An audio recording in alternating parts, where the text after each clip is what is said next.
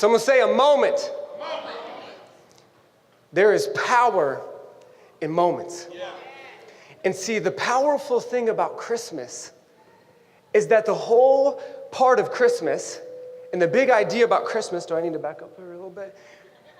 Probably a little bit, but I'm going to keep coming forward.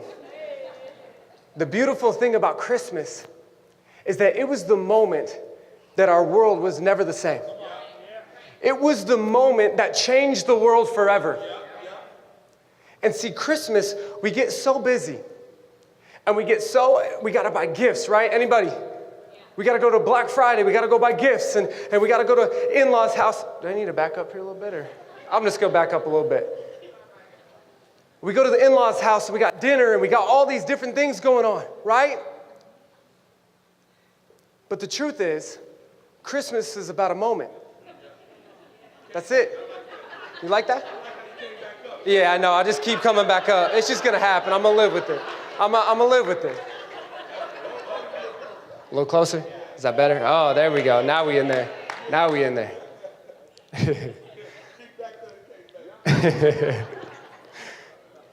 But again, it's a moment. You see, and there's power in moments. I would argue that our whole country and world has been changed by moments. I can think of, the first thing that comes to my mind is Martin Luther King, right? He gets in front of thousands of people and he says, I have a dream that one day our world will be different.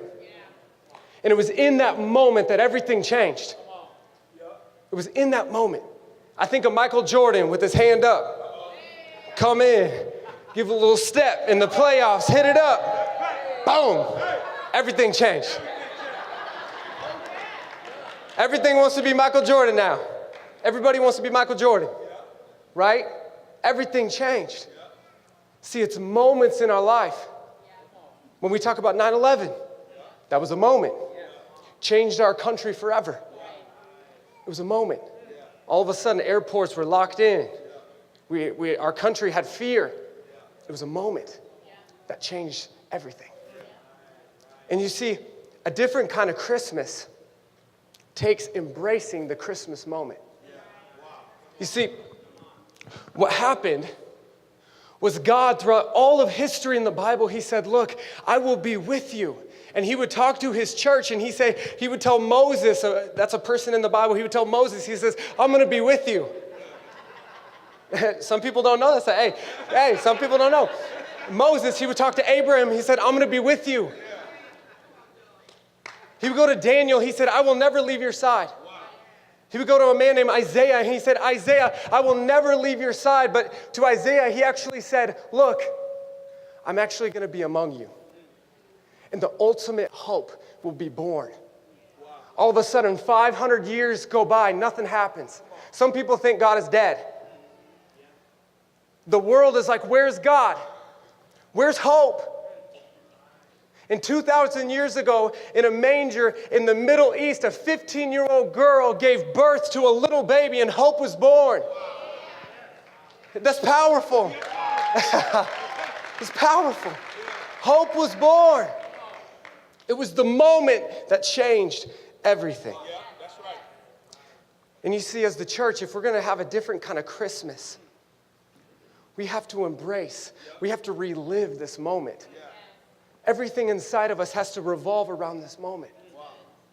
Because when we embrace the moment, when we relive the moment, our lives change. Everything flows from that. And what happens is the moment creates a movement.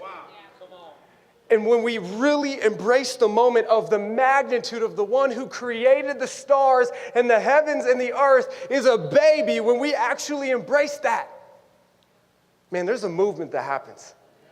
Are you guys ready to embrace that this morning? I'm pumped. I like that. But today we're going to talk about why embracing this moment is so important.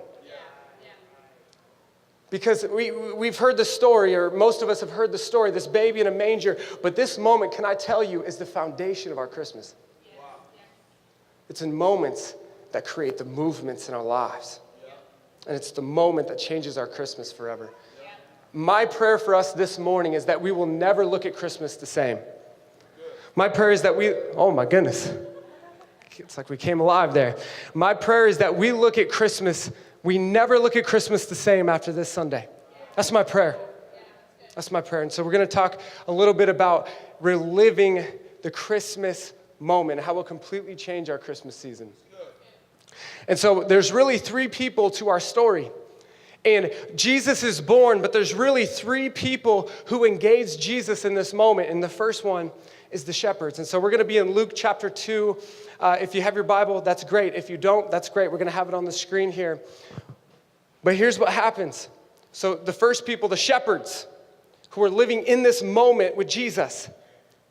It says this, suddenly a great company of heavenly hosts appeared with an angel praising God. So here's what's happening. They're just in their field. They're just doing their job. Day in, day out. They're staying busy. The shepherds were actually one of the most busiest people in that culture. They were hard-working people. They knew what their job was. They always did their job. They were praising God, and all of a sudden heaven opens up. It says, glory to God in the highest heaven, and on earth peace to those in whom favor rests. When the angels had left them and gone into heaven, the shepherds said to one another, let's go to Bethlehem and see this thing that has happened. So here's what happens. Heaven opens up, and God says, Jesus is born. The moment is here. The moment that hope is born is here. So they hurried off, found Mary and Joseph and the baby who was lying in the manger. When they had seen him, they spread the word concerning what had been told about him and about this child. And so they're working, they're staying busy, they're going. But here's the first thing that the moment, when we actually relive this moment, here's what it does. It ignites us to stop. Someone say, stop. Stop. And you're like, that's not very world-changing. I thought you were going to give me a challenge. But here's what happens. Here's what happens with the shepherds. You see, they're so busy and focused on their job, but when they saw the moment happen, it stopped them. Wow. And they refocused on what was important. That's good. The shepherds, the truth is, they left their job. I don't know if you know this. They left their job. They had to stop and refocus. Wow. You see, and I think this happens in our life many times in the Christmas season. Because we're not focused in on the beautiful moment of Jesus, we get so focused on everything else in our world. We get focused on what I'm getting my kids for Christmas or what they're getting me or whatever, all the plans, everything to do. But the truth is, when we focus in on the moment, it causes us to stop and to refocus what's really important. And that's when everything starts to change. Because the shepherds knew. They could have kept working, by the way. They didn't have to go. Obviously, they had an incredible experience, but the moment of hope caused them to stop, to refocus the direction of their life. A few months ago, me and a few friends went to Arkansas. I have a buddy that lives down there, and we had a man trip. Man trip! We kept yelling that. And we just kept yelling it all the way through the trip. Man trip, right? It wasn't a very manly trip, by the way. The first day we go, there's a game that we play. It's called man ball. Man trip, man ball. And basically what it is we make these names up, very creative. And what we do is basically it's basketball and football put together. And so it's like kind of, it's basketball, but you can travel a little bit and you can put a shoulder into somebody a little bit, it's man ball. And we find this spot, it's in a camp spot, and it's a big concrete slab. And there's a puddle underneath the hoop. Now, any logical human being would say, we're not going to play basketball right here because someone's going to slip. But it's man ball. And so we said, let's go, let's play. But I remember specifically saying, someone is going to slip, and someone's going to bust their head open. But let's go. So we get going. We get playing this game. And I get a little competitive. Anybody competitive in here? Yeah. Get a little competitive. And I forget about the puddle. It slips my mind. And I drive hard right. Go up. Kind of midair. Remember, oh, shoot, there's a puddle. I'll be okay. Both feet slip. My head becomes the basketball. Boom. It's okay to laugh. It's all right. Now, just boom. My head bounces off the ground. I can confidently say I don't think I've ever hit my head that hard in my life. I rolled over. Ugh. My friend comes over. He's like, Joe, are you okay? I'm great. In my family, we all have really big heads, so we always say, we got a McKernan head. So I told him, I said, I got a McKernan head. I'm fine. I'll be fine. So we go to Dairy Queen, because I think that's what made my friends feel good, like feel better about themselves. We go to Dairy Queen. I'm eating my Blizzard, and all of a sudden, I start to, and the room starts to cave in. And I look around, and it's just blood. I'm like, hey, we need to go to the hospital. Yeah. So they take me to the hospital. I'm sitting in this room with this doctor, and she's like, Joey, 2 things. You fractured your face. I was like, okay, good start. Good start. And that's all right. And she said, you have a pretty bad concussion. And I was like, I figured that one. And she said, well, you're going to have to stay home. And I said, well, that's not bad. I can work from home. And if you know me pretty well, I'm kind of a go and go and go and go. And she goes, you're going to have to stay home. And I said, well, that's okay. And she's like, well, you can't read. I was like, okay. You can't look at screens. I was like, okay. You can't exercise. Okay. You can't go to work because you'll get stressed. I'm like, okay. She's like, you can't really do anything. And I'm like, what can I do? She said, stay in your room and go to sleep. I said, you don't know me. That's not me. I said, I have a hard time sleeping. Once I'm going, I gotta go. And she's like, but you have to stop. And I was in my living room. I go home. My wife is forcing me to stop. She's like, Joe, you better stop. And I was like, I know, and I have a hard time stopping. So I'm sitting in my living room, and something happens in my heart. God starts to reveal things that he wouldn't reveal if I was just always going. He was revealing things to me and showing me and reminding me and refocusing me on what's important. And you see, in our Christmas season, we have to stop. Can I just tell you, you have permission to stop. Let's just take a breath really quick together. Ready? 3, 2, 1. It's okay to stop and to refocus. Harvard did a research article. They said in the holiday season, 65% of people say they're overly stressed. They say the prefrontal cortex is actually so stressed that your brain cells cannot grow in the holiday season because our culture is so go, go, go, go, go, go, go, go, go, go, go, go. That we forgot how to embrace the moment. And so the first thing that it ignites us to do is to stop. And we embrace this little baby in a manger. The hope that was born 2,000 years ago. And so the shepherds are the first one that experiences this moment. The second one is this man named Simeon. He's a head of the temple. And Simeon is an incredible leader. He had been praying, and he believed that God had promised him that he was going to be alive until this baby was born. And so here's what happens here. Moved by the Spirit, he went into the temple courts when the parents brought in the child Jesus to do what the custom of the law required. So in the culture, when a baby was born, they had to bring him to the temple because that was just the culture. Simeon took him in his arms and he praised God. So again, Simeon is living in the moment.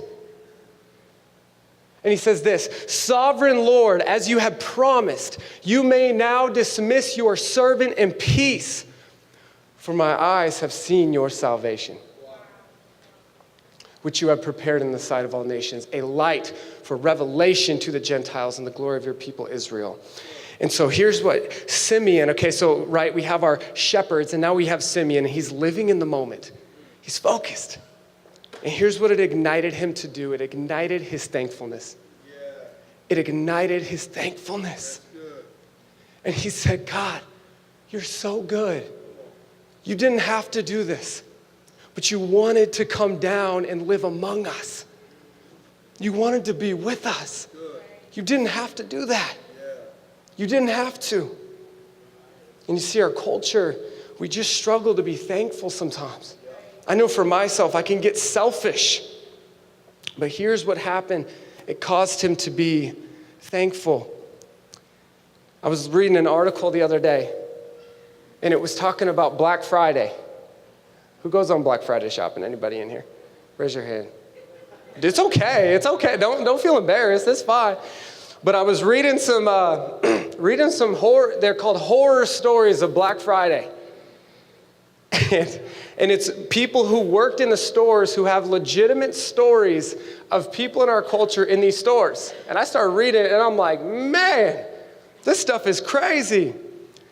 One story said there was a guy who punched another guy in the face, and the guy who he punched in the face was trying to steal an Xbox 360 for an 11-year-old.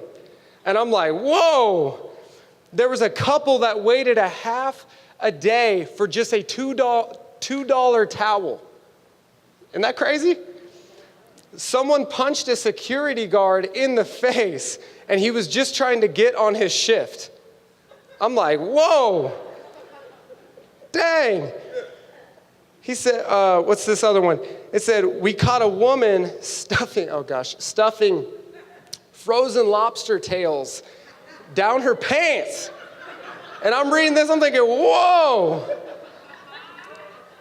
People were swearing, crying. I'm just reading through this. A little boy punched another teacher just to get a radio. Like, I'm reading all this, and I'm thinking, what are we doing? What's our culture become? Now we're punching people over lobster tails. That's just crazy. And I'm like, have we lost the art to be thankful? Have we lost the art just to be content? And I think when we focus in on the moment of Jesus, I just can't help but be thankful. I can't help to look around and just be thankful for everybody around us. I'm so thankful for Pastor Josh and Pastor Rob. Are we thankful for them as a church? I can't help but be thankful. This morning I woke up, it's been a long week. We had an event and love what God is doing. And my wife kind of put all these notes on my mirror when I woke up this morning of just encouragement. And I just thought, I'm so thankful for my wife and how incredible she is. There's just something that ignites in us thankfulness when we focus in on the moment. Because the rest of our culture starts to drown out a little bit. Things start to drown that don't actually matter that much. And I start to look at the people I love and the people that were around us in our church, and we think, man, I'm so thankful for you guys. I'm so thankful. So the second thing it does is it ignites thankfulness in us. It first ignites us to stop.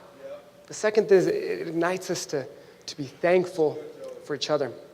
But there's a third person in this story, and her name is Anna. And Anna also is at the temple with Simeon. And she is experiencing this moment. And so let's read the story here. Luke chapter 2, 36 through 38. There was also a prophet, Anna, the daughter of Penuel of the tribe of Asher. She was very old. She had lived with her husband 7 years after her marriage and then was a widow until she was 84. And so she is faithful in the temple. She never left the temple but worshiped night and day, fasting and praying. Coming to them at that very, say it with me, at that very moment, she gave thanks to God. And, right, there's that thanks. We're thankful about and then she spoke about the child to all who were looking forward to the redemption of Jerusalem. And so Anna, we see a little bit of thankfulness in there. It says that she's thankful. It ignited that thankfulness in her. But the last thing that it ignites in us is an overflowing of joy. You see, Anna, it says that she spoke about the hope to everyone. And can I tell you that there is something that happens when you experience the moment of Jesus? It overflows a joy in us that we cannot explain. And can I tell you, there's a difference between empty giving and joy-filled actions. There's a difference because we're all expected to give and give and give in this season. But can I tell you that when you experience the moment of hope and you focus in on that moment, my goodness, I am overflowing with joy. Y'all with me this morning? We're overflowing. And then people ask you, why are you so joyful? It's because my heart is sitting in that manger 2,000 years ago when hope was born. You see, when we relive the moment, it launches us into joy. And we just got out of a series talking about joy. But now this joy isn't because it's expected of me in this season. It's an actual hope-filled joy. Wow. See, Anna's heart was filled with hope. Yeah. She saw this baby, and she said, I got to tell everyone about Jesus and what he is doing right now. A few years ago, when I was in high school, I was 16. One of my favorite gifts was my 1997 Subaru station wagon. And it wasn't really a gift. I bought it myself, but I gifted it to myself. And me and my dad, I remember we went to the person on Craigslist, and we were going and getting this car. And I remember seeing the car, and I'm thinking, oh, heck no, I ain't buying that car. It's a station wagon. People are going to, I'm not feeling this car. And it has 250,000 miles on it, by the way. I get in the car, I look at the speedometer, I say, oh, heck no. We're the odometer, I'm not getting this car. But my dad, influenced me, and he's like, Joey, I think this is a good car for you. I'm like, I don't know if that's a good thing or a bad thing, but let's get it. So we ended up getting it, and it's so funny, I actually just fell in love with this car. Like, I just love it. It became my baby. And it actually kind of created a sense of pride in me, like some confidence. I'm like, I love my car, man. I got a lot of space. I got space in the back. It's great. But I would ask, and I would be in conversations with people, and, you get excited when you kind of have a new thing, And I would be in conversations with people, and I would just be like, try not to share that I got this station wagon, which is so backwards. You'd think I would be embarrassed to share it, but I was so excited. And I'd be like, I got a new car. Okay, I'm good. I'm good. And they were like, oh, what kind of car? And I'd be like, a station wagon. I'm like, okay. I don't know why you're so excited, but you're excited. And I would show them, I'd bring them out. I'd be like, look at that thing. I'm like, yeah, it's a car. Gets you from A to B, B to A. And, and so basically, there was just something that happened inside of me that created this overflow.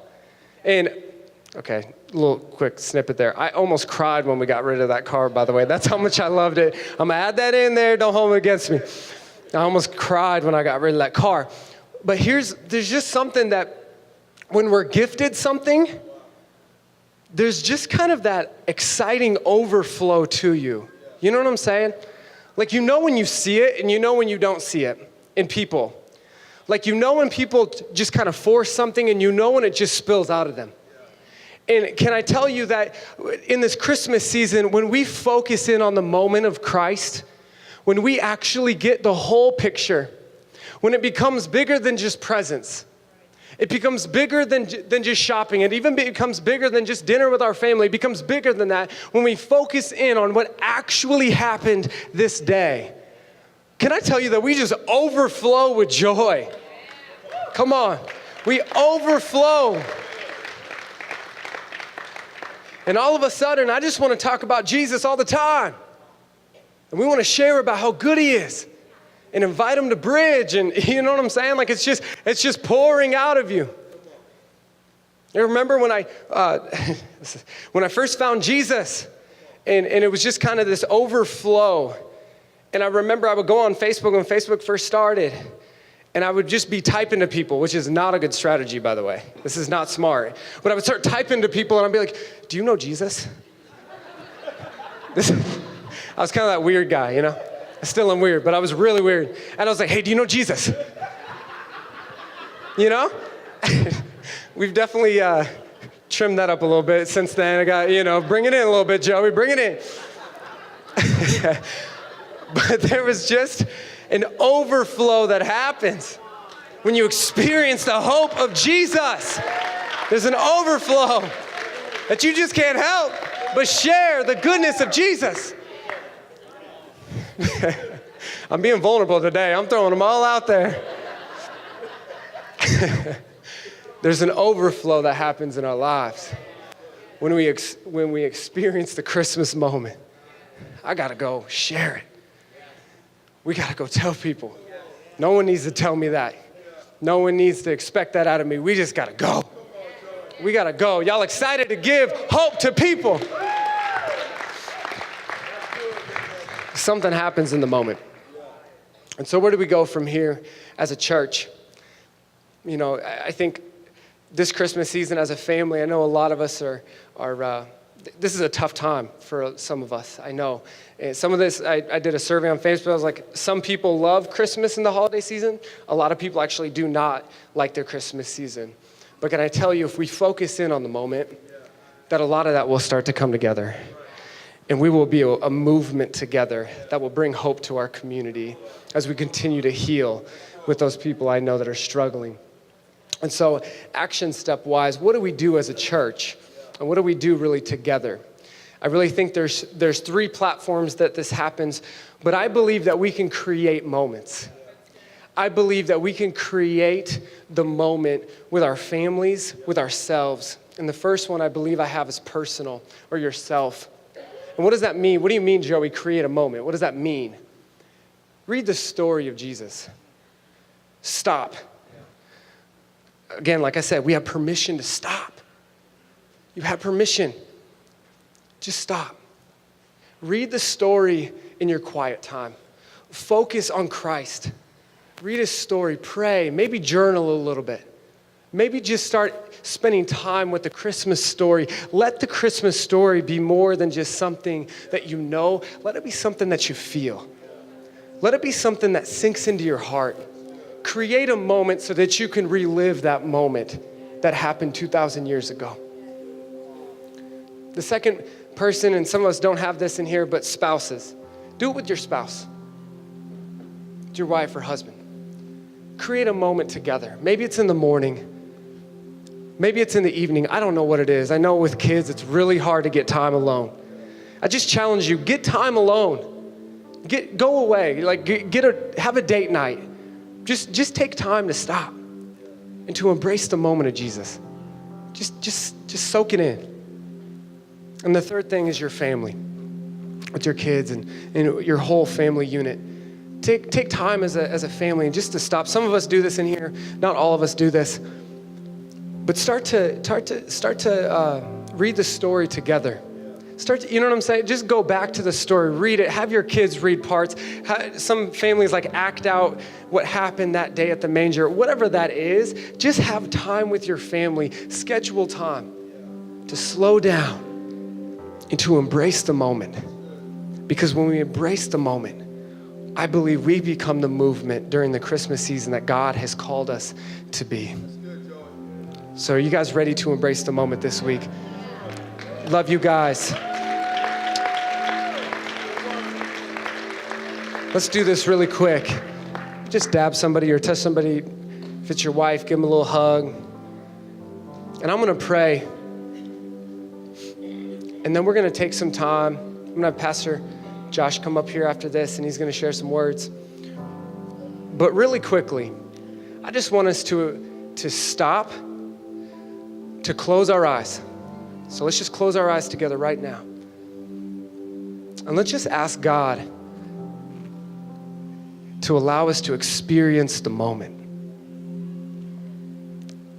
of that day in the manger that God came to earth as a human. So I'm gonna pray. Let's just have our minds focused on that day. Father, we thank you for that day 2,000 years ago.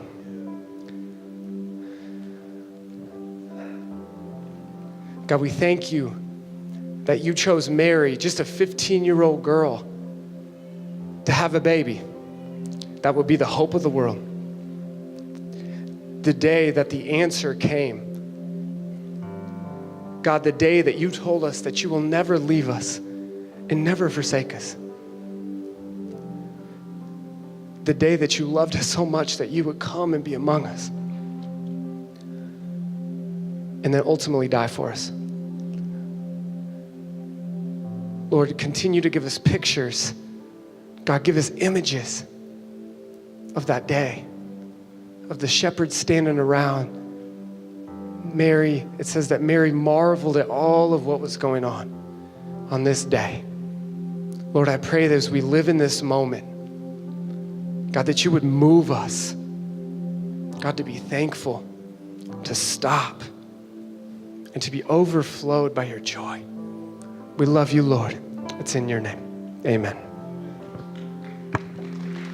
Come on, can we give it up for Joey, everybody? Come on. Look at the person next to you. Say, there's power in a moment. There's power in a moment. I love that word. Can I tell you that our culture is missing the moments because of what Joey talked about? The Black Fridays. As Joey shared, and even as we talked this last week, I heard a story last week of an individual, and she talked about what they do with their family. And I love the Christmas story because we celebrate a moment of Jesus coming and how it changed everything for all of us. Can I tell you that we can create moments within our families that lead to generations of impact? We can create those moments. And it only takes a few minutes, but we've got to stop, like Joey said. And so I want to invite up Annette Woodhead. She's going to come up. Can we give it up for her, everybody? AKA Mama Woodhead.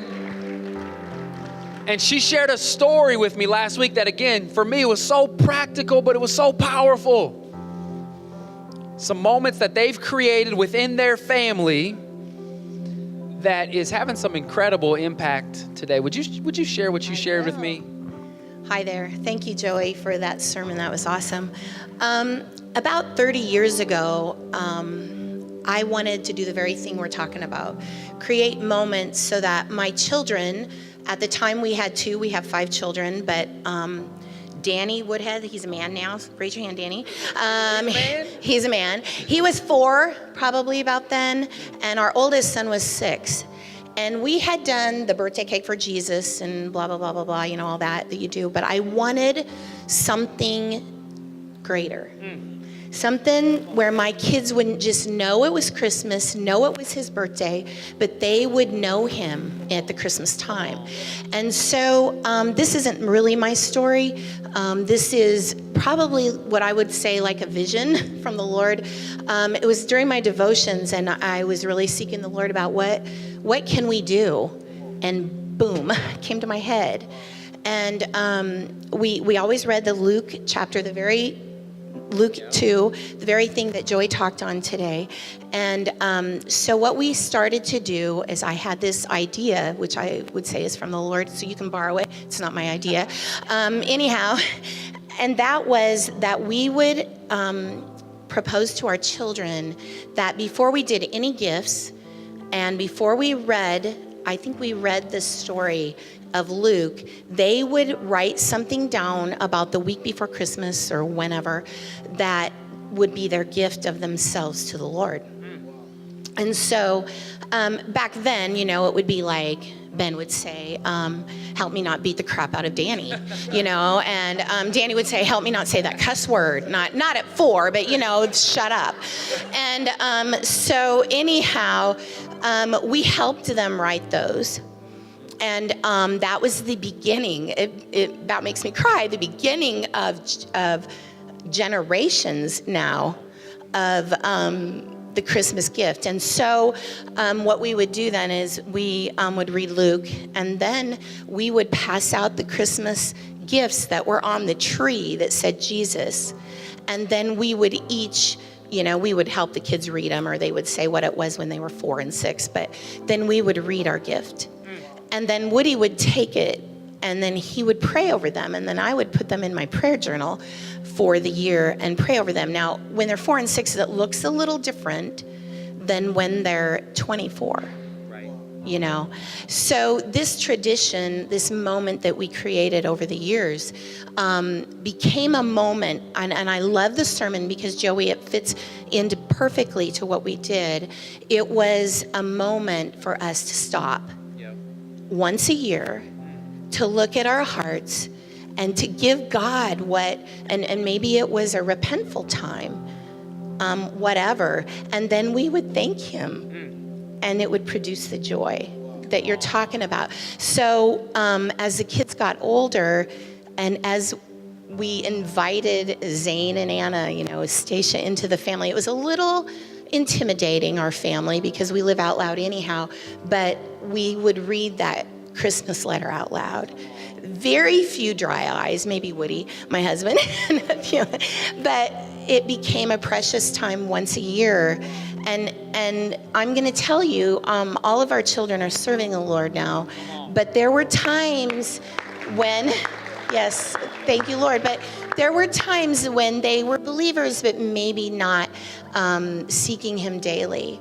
And that time of Christmas became the time that I wouldn't have to be the mama telling a 20-year-old to get their act together, but the Lord would use that Christmas moment once a year to either convict or spur on to more good deeds and works for the Lord. So if you want to borrow it, please do. We now, my children's families, they do it. Danny's children, you know, do their Christmas letters.